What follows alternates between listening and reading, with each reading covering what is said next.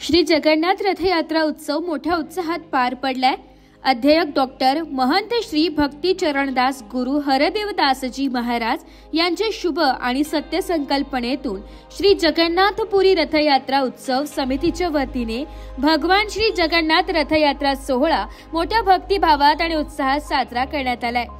या धार्मिक कार्यक्रमात शेकडो भाविकांनी उत्स्फूर्त सहभाग घेतलाय।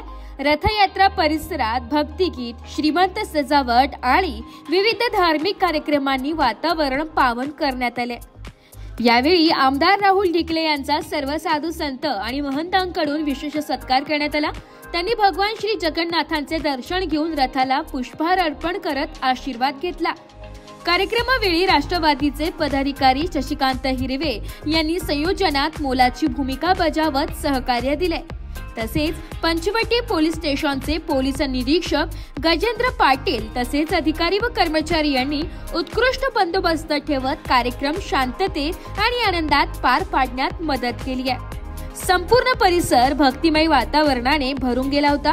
नागरिकांनी या धार्मिक सोहळ्याचा आनंद घेत श्री जगन्नाथ, बलराम आणि सुभद्रा मातांच्या रथयात्रेला सामील होऊन धार्मिक एकतेचे दर्शन घडविले। आज पंचमुखी हनुमान मंदिरापासून भव्य जगन्नाथ यात्रेला आज प्रारंभ झाला।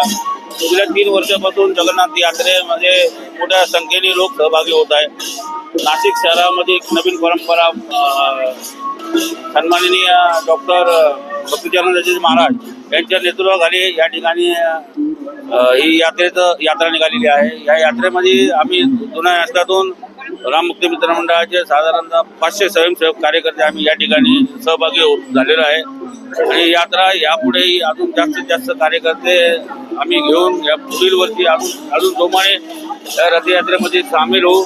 त्यामुळे अनेक मैदानी खेळ, अनेक लोक, महिला पुरुष या ठिकाणी सहभागी झालेले, त्यांचे सर्वांचे मी मनपूर्वक हार्दिक स्वागत करतो। धन्यवाद।